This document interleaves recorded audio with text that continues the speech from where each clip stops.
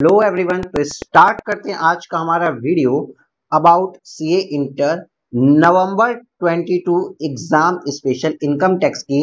हम MCQ series पे चल रहे थे और आज हमारा केस सिनेरियो 9 करना है। हमें केस सिनेरियो 9 करना है। चलिए सर पढ़ते हैं क्या लिखा है।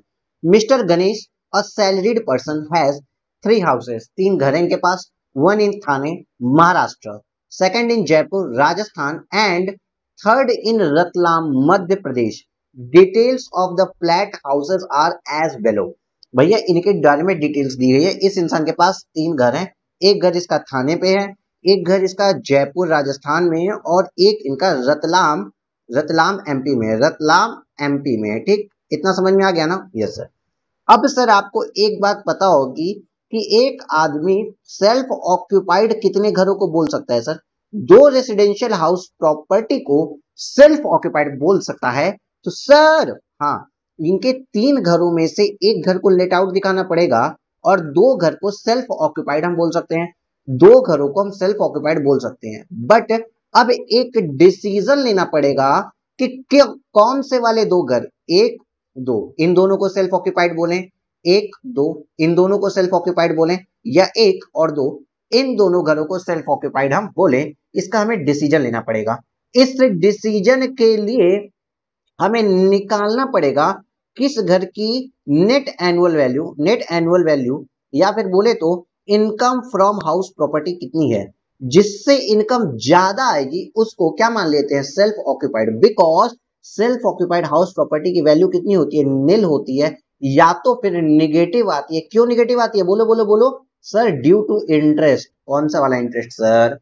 देखो यहां पे आपको पढ़ाया हुआ है हमें कौन सा वाला interest.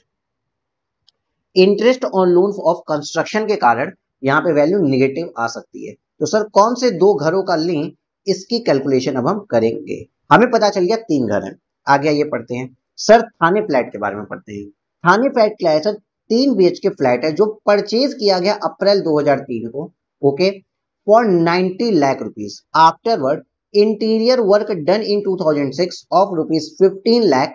Mr. Ganesh took loan 65 lakh for purchase of this flat in 2001 and settled in full loan of 2019। भाई साहब देखिए, थाने वाला घर जो था ना 2003 में हमने परचेज किया है और लोन वगैरह सबका पेमेंट 2019 तक हो चुका है। मतलब इसके लिए कहीं से किसी भी तरीके की इंटरेस्ट की बात तो सर नहीं की जाएगी। आगे सर हम एक दूसरी हाउस प्रॉपर्टी के बारे में पढ़ते हैं जो है सर मेरी Jaipur house. Jaipur house purchase किया गया जुलाई 2019 के अंदर 62 लाख का and interior work done in September 2020 of rupees 15 lakh.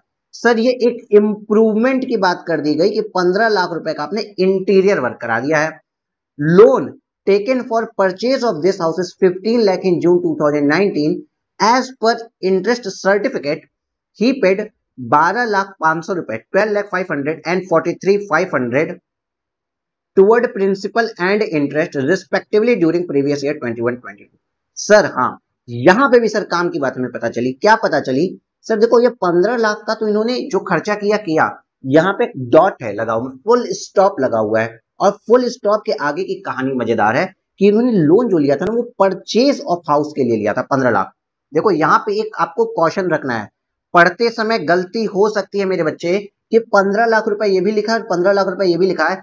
बहुत से बच्चों की क्वेरी आ सकती है कि सर इंटीरियर के लिए लोन लिया था तो उसका इंटरेस्ट अलाउड नहीं होगा। ये क्वेरी आ सकती है, लेकिन याद रखो यहाँ लिखा है परचेज ऑफ हाउस के लिए लोन लिया था। अमाउंट तो सेम है। ये पढ़ने में गलतियां हो जाती हैं, याद रखना। अगर परचेज के लिए या कंस्ट्रक्शन के लिए लोन लिया था तब बॉस परचेज के लिए लोन लिया था, फॉर एक्विजिशन होता है एक्चुअल में।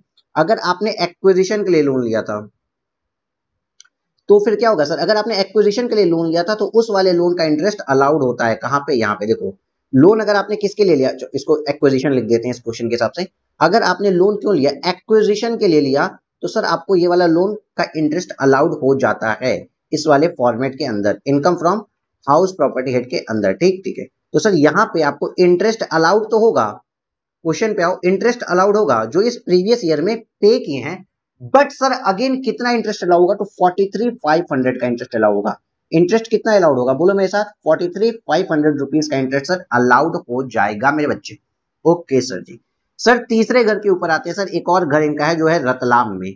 सर रतलाम हाउस, ठीक, purchase in December 2020 for 70 lakh.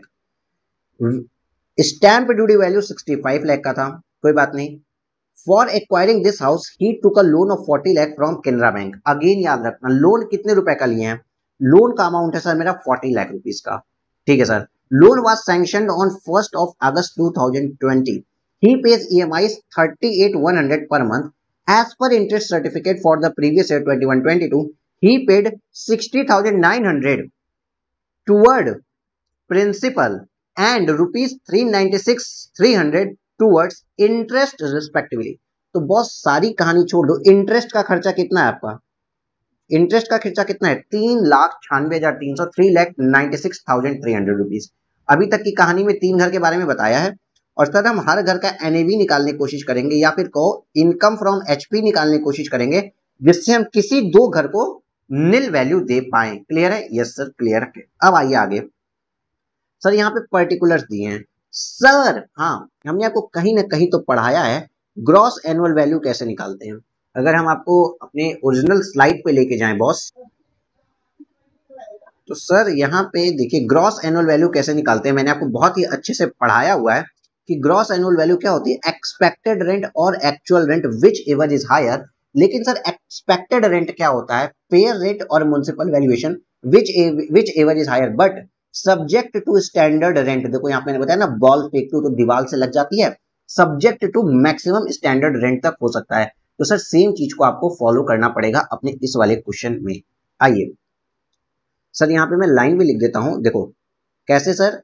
Gross, यहाँ पे देखो मैं आपको फिर से याद दिलाने के लिए क्या लिख रहा हूँ, ग्रॉस एनुअल वैल्यू क्या होती है? एक्सपेक्टेड रेंट और actual rent whichever is higher. लेकिन सर एक्सपेक्टेड रेंट क्या होता है? म्युनिसिपल वैल्यूएशन और fair rent whichever is higher but subject to क्या? Standard rent. Clear? Yes sir. Sir Thane वाले घर का अगर देखिए तो म्युनिसिपल वैल्यू पेड, ये देखो म्युनिसिपल वैल्यू पेड कितनी है? 18,574, ये एनुअली दिया है आपका, ठीक। लेकिन sir municipal value per month, municipal taxes paid, sorry municipal taxes actual में पेड हो गए हैं, तो सर ये कहाँ जाते हैं? म्युनिसिपल टैक्सेस पेड देखो यहाँ पे जाएंगे, इस फॉर्मेट में आपके जो म्युनिसिपल टैक्सेस पेड था यहाँ पे जाता है। इसकी बात अभी हटा दो। म्युनिसिपल वैल्यू पर मंथ 30,500 रुपए के लिए, ये पर मंथ नहीं होगा, गलती मत करना, ये पूरे साल भर का है, पर एनम। इस पूरे साल भर में 18,570 रुपए का आपने म्युनिसिपल वैल्यूएशन का टैक्स भरा है। लेकिन म्युनिसिपल वैल्यू पर मंथ 30,500 रुपए की है। फेयर रेंट 33,000 रुपए का। देखो म्युनिसिपल वैल्यूएशन और fair rent whichever is higher, तो कौन सा हायर है? सर आपका हायर है 33,000 रुपीज का, आपका हायर है सर 33,000 रुपीज। लेकिन सर ये कभी भी स्टैंडर्ड रेंट से ज्यादा नहीं हो सकता, मतलब 32,000 रुपीज पर मंथ का आपका खर्चा आपका इनकम माना जाएगा। तो 32,000 रुपीज इंटू 12 अगर आप करते हो तो कितना आता है? सर बोलो 32,000 इंटू 12 करो, 32, देखो हम भी कैलकुलेटर उठा लिए हैं बॉस, इंटू 12 सर मैंने किया तो आ गया 3,84,000। सर मेरा आया 3,84,000, माइनस करिए 18,570, माइनस 18,574 है शायद, हाँ 574, दैट इज सर आपका आ गया। सर मेरी यहाँ पे वैल्यूएशन कितनी आई है, हम यहाँ पे पेन से ही लिख देते हैं सर। साल भर का सर मेरा आ रहा है 365,426 माइनस 30%। अगर आप स्टैंडर्ड रेंट का भी क्लियर करते हो, स्टैंडर्ड डिडक्शन भी क्लियर करते हो, कैसे सर? अरे यार आओ ना यहाँ पे, यहाँ पे आपने थाने वाले घर के लिए मैं ले रहा हूँ, ठीक है, थाने वाले घर का आपने क्या किया? ग्रॉस एनुअल वैल्यू लिख दिया, ठीक। ग्रॉस एनुअल वैल्यू आपने लिख दिया 32,000 इंटू 12, ठीक। अब आपने म्युनिसिपल टैक्सेस इसमें से पेड कर दिया। म्युनिसिपल टैक्सेस की वैल्यू कितनी लिखी थी? 18,574, 18,574 म्युनिसिपल टैक्सेस डिडक्ट किया, तो नेट एनुअल वैल्यू आपके आ गया 36,054.26, ठीक है, इतनी आपका म्युनिसिपल वैल्यूएशन आ गया। सर अब डिडक्शन भी तो दोगे 24 का, स्टैंडर्ड डिडक्शन 30% जो एनएवी की मिलती है सर, तो यहाँ पे आपने 30% आप यहाँ से डिडक्ट कर दो।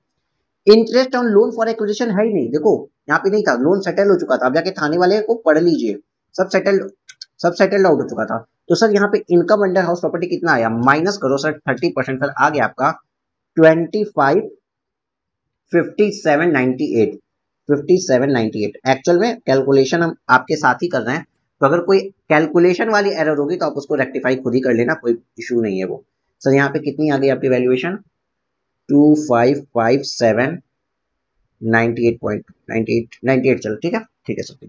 अब सर अभी हम कुछ डिटेल्स को पढ़ लेते हैं। सेम प्रोसेस पे बॉस जयपुर हाउस का भी हो जाएगा, रतलाम हाउस का भी हो जाएगा, सेम प्रोसेस पे होगा। मैंने थाने हाउस का बता दिया, ठीक है सर। अब आगे आगे पढ़ते हैं। He sold Jaipur house on 1 January 2022। Okay, Jaipur house को सर इसने 1 जनवरी को बेच दिया, ठीक है sir ji, for 90 lakh rupees and invested 15 lakh in RECL bond issued by the central government on 10 August 2022। अब सर यहाँ पे ना पक्का लॉन्ग टर्म कैपिटल गेन के बारे में बात होगी। आइए आपके एमसीक्यू में देख लेते हैं एक बार। कहीं लॉन्ग टर्म कैपिटल, कहीं तो लॉन्ग टर्म कैपिटल, देखिए कैपिटल गेन के बारे में बात हो रही है। देखो कैसे मैंने समझा लॉन्ग टर्म कैपिटल गेन, देखो आओ सर, ये 1 जनवरी 2022 को इन्होंने 90 लाख रुपीस का क्या किया, सोल्ड आउट किया। 1 जनवरी को सर 90 लाख रुपीस का सोल्ड आउट किया है ना। हाँ सर, इसको खरीदा कब था, देखो जयपुर वाले हाउस को खरीदा कब था, जयपुर हाउस को इन्होंने जुलाई 19 में खरीदा था। तो जुलाई 19 से आप देखो जुलाई 20, जुलाई 21, 2 साल के बाद लैंड और बिल्डिंग क्या हो जाती है sir, long term capital asset. Sir long term capital asset हो गई 62 लाख प्लस 15 लाख, ये दोनों में इंप्रूवमेंट होगा, हो तो गई sir long term capital asset. इतना समझ में आ रहा है कि नहीं आ रहा है, बोल भाई। हाँ सर इतना समझ में आ रहा है, ये मेरी 90 लाख की लॉन्ग टर्म कैपिटल एसेट थी जो बिक गई है। सर तो कैपिटल गेन कैसे कैलकुलेट करते हो, कैपिटल गेन कैलकुलेट करते हैं, यहाँ पे 90 लाख आएगा, full value of consideration, capital gain chapter में पढ़ाया है, ठीक। इन्वेस्ट किया है 15 lakh in RECL bond issued by central government 10 August. भाई 1 जनवरी से 6 मंथ के अंदर अंदर कर देते तब तो 54 ईसी वाला आपको डिडक्शन मिलता, बेनिफिट मिलता। सर 6 महीना यहां से कब बीता, देखो 1 जनवरी से 1 फरवरी, मार्च, अप्रैल, मई, जून, जून, जुलाई, 1 जुलाई तक भी सर अगर कर देते ये लोग, तब ना सर हम मानते हैं कि 6 महीने के अंदर इन्होंने इन्वेस्टमेंट कर दिया है तो इनको 54 ईसी का डिडक्शन मिलता है। यहाँ पे 54 ईसी का कोई डिडक्शन नहीं मिलेगा। तो फुल वैल्यू ऑफ कंसिडरेशन आ गई 90 लाख, लेस इसमें से क्या होगी, index cost of acquisition. Index cost of acquisition कितनी है, प्लीज कैलकुलेट कर लो मेरे साथ बाबू। देखो यार हमारे पास भी कैलकुलेटर ही है, तो इंडेक्स कॉस्ट ऑफ एक्विजिशन आपकी आनी चाहिए। आप कैलकुलेट करो जरा मेरे साथ, 62 लाख, 62 लाख इंटू करो, 62 लाख इंटू करो,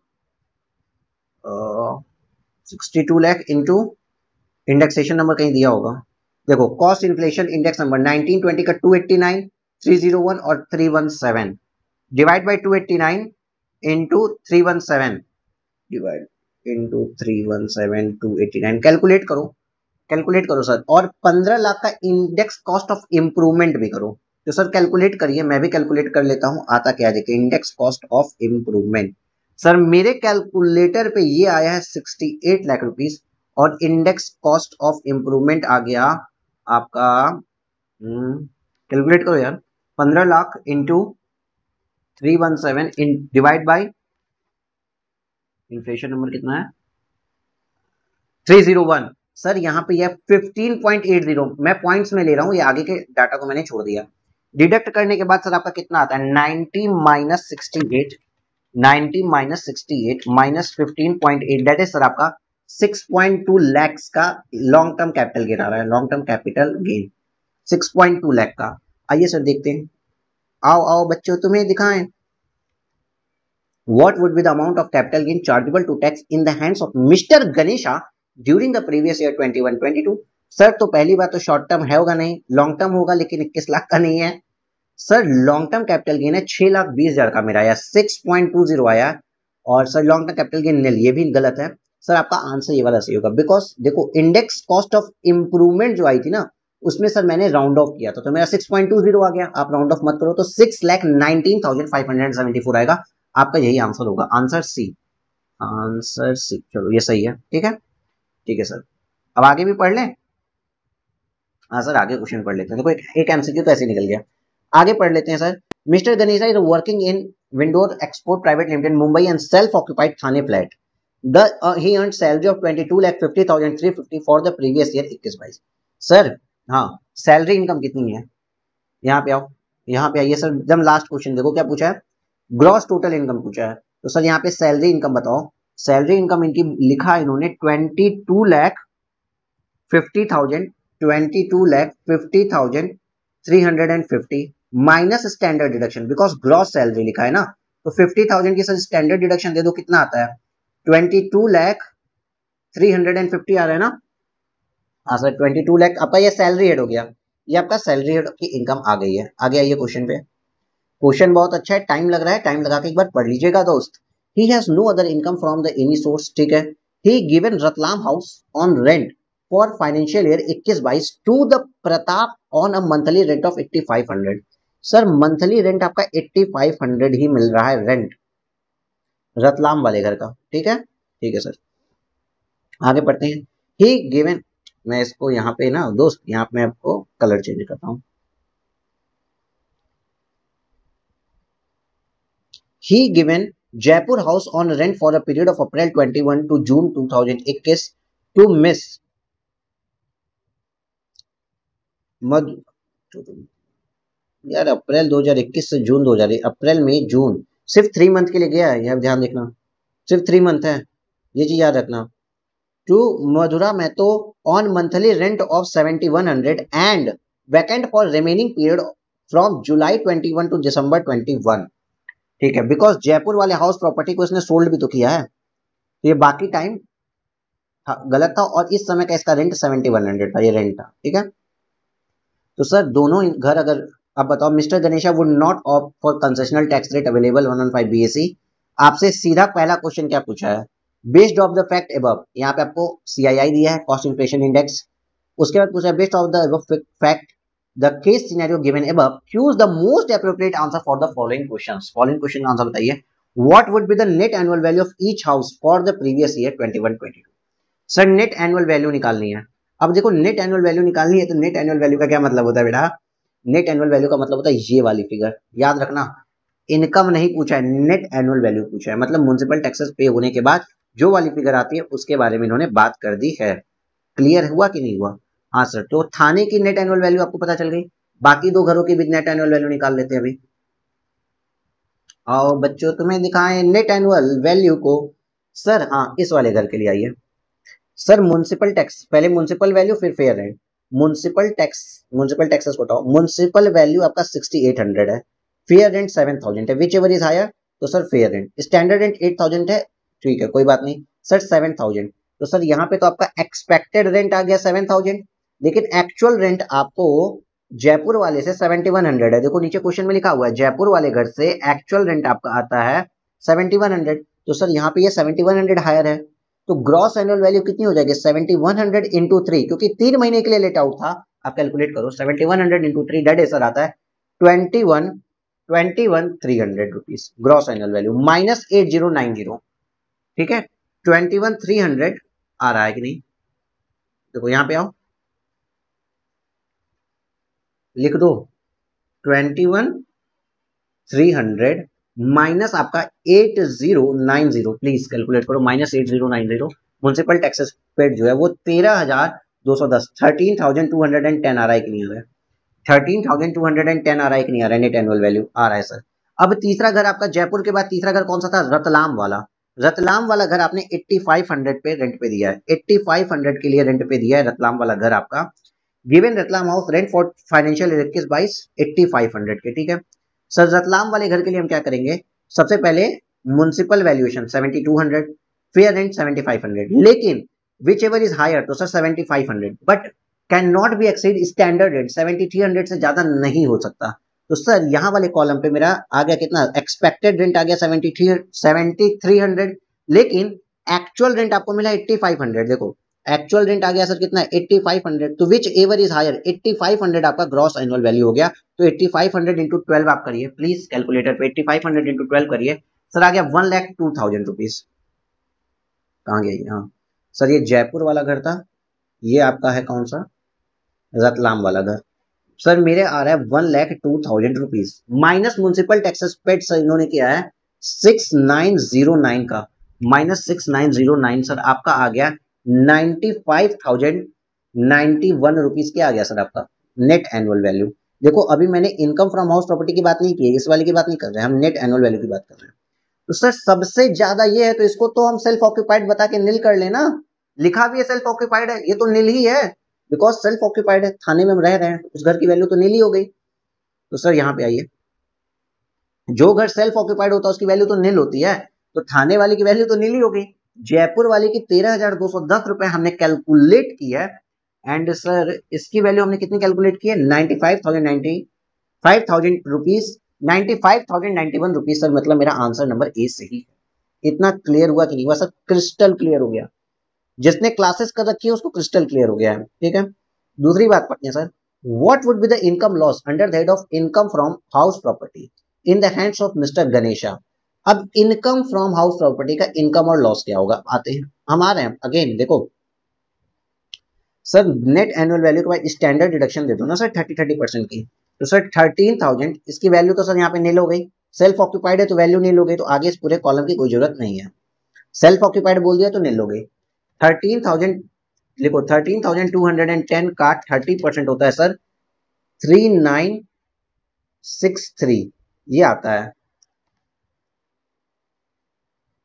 अब सर जयपुर वाले के लिए कोई लोन लिया था क्या, प्लीज चेक करना, प्लीज चेक कर लो बाबू, जयपुर वाले के लिए कोई लोन लिया था क्या, चेक कर लो ना। हाँ सर जयपुर वाले के लिए 43,500 का लोन है, तो सर यहाँ पे ये माइनस होगा 43,500।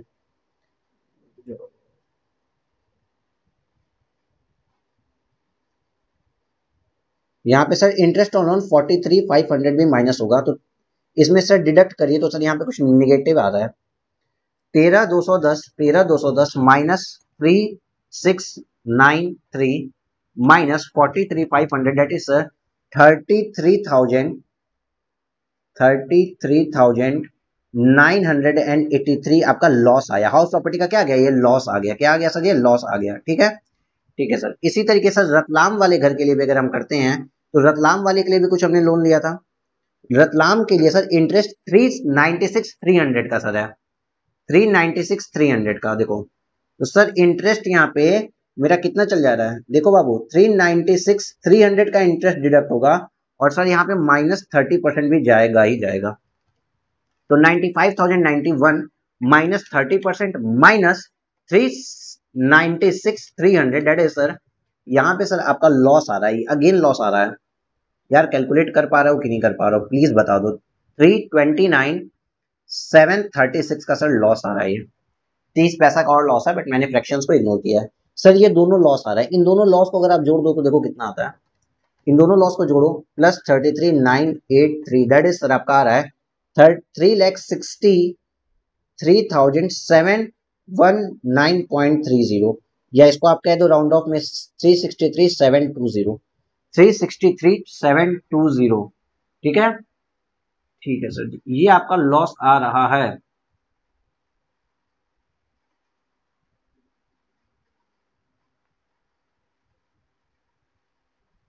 क्वेश्चन कहां पे है,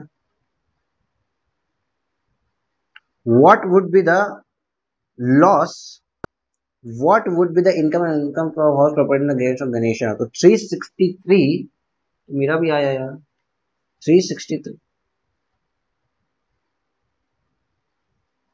what would be the income loss under the head of income from house property, what would be in the hands of Mr. Ganesha? Okay boss, गजब question.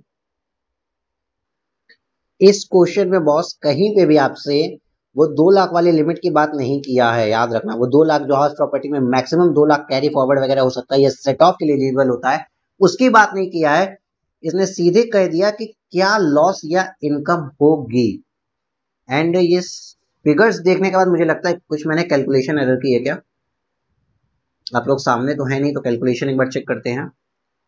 13, yes sir calculation error है मेरी, मेरे calculation error यहाँ पे है 13,210 -30% -43, ये minus है, ये भी माइनस है, करने के बाद सर आ रहा है 34,253 प्लस ये कर देते हैं तो सर ये मेरे कैलकुलेशन होने के बाद कितना आ रहा है सर, ये मेरा आया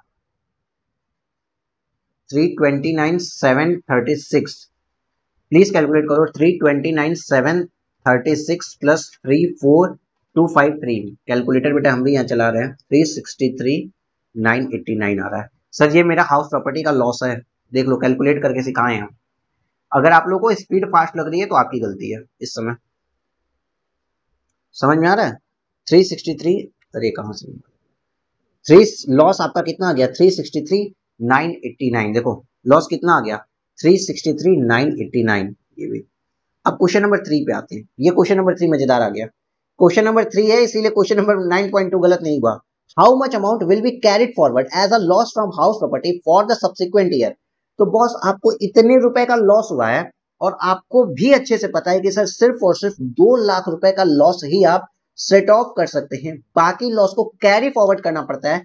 तो इसमें से 2 लाख घटाओ तो कितना आता है 163,989। कितना हो गया 163,989। तो सर यही आंसर आएगा 163,989। इतना क्लियर है? हाँ सर अपने को तो इतना क्लियर हो गया बॉस, क्लियर है ना? हाँ सर।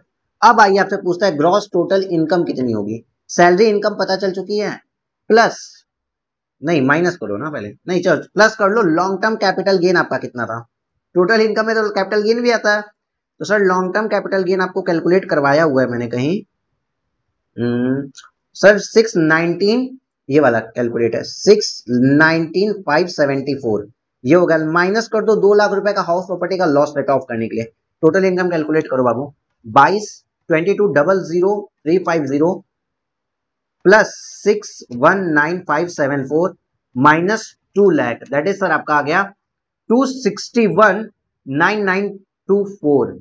ठीक है 261,9924 यही आ गया 261,9924। राउंड ऑफ करेंगे नियरेस्ट ₹10 में तो क्या हो जाएगा 261,9920 261,9920। सर ये वाला आपका आंसर आ जाएगा। क्लियर हो रहा है कि नहीं क्लियर हो रहा है? सर क्लियर हो रहा है। लगभग 50% अपना एमसीक्यू बुकलेट हो गया। शायद 20 क्वेश्चन ही है। रुक जाओ एक बार चेक कर लेते हैं कितने क्वेश्चन है। एक बार चेक कर लेना बेटा 18 क्वेश्चन ही है। 18 में हमने लगभग 10 क्वेश्चन कर लिए। हमारा स्कोर बहुत अच्छा चल रहा है। 9 क्वेश्चन कर लिया। हाँ तो 50% तो हमने कर ही लिया है। और 50% में आपने देखा है कि सर बहुत ज्यादा क्वेश्चन आपको किसको मिल रहे हैं? सर बहुत ज्यादा क्वेश्चन आपको मिल रहे हैं हाउस प्रॉपर्टी हेड के। अच्छा जीएसटी वगैरह भी इसमें sorry sorry sorry sorry sorry sorry इसमें कितने क्वेश्चन है? एक सेकेंड आप लोग जल्दी मत करना कि मुझे भागना है सर। जल्दी कोई नहीं करेगा। एक सेकेंड बस रुक जाओ भाई मेरे बच्चों, 1 मिनट रुक जाना, ज्यादा मत स्पीड कर लेना। बस ये पीडीएफ खुल ही रहा है। 30 एमसीक्यूज हैं। 30 में हमने 9 एमसीक्यूज कर लिए और 9 में maximum MCQs house property head पे ही थे। ओके टेक केयर, मिलते हैं। अगर आपको रिक्वायर्ड होगा तो एमसीक्यू सीरीज आपको इसी तरीके से मिलती रहेगी। Stay tune with this channel, subscribe करो और हाँ वीडियोस को एंड तक जरूर देखना। कोई भी प्रॉब्लम अगर इनकम टैक्स में आती है ना तो आई एम अवेलेबल हियर। आप 9991831038 पर मुझे कभी भी व्हाट्सएप कर सकते हो और हमारा 41 आवर्स वाला कोर्स रख सकते हो जिसके अंदर आपका इनकम टैक्स पूरा कंप्लीट करा दिया जाता है। टेक केयर, बाय बाय, मिलते हैं अपने अगले वीडियो में।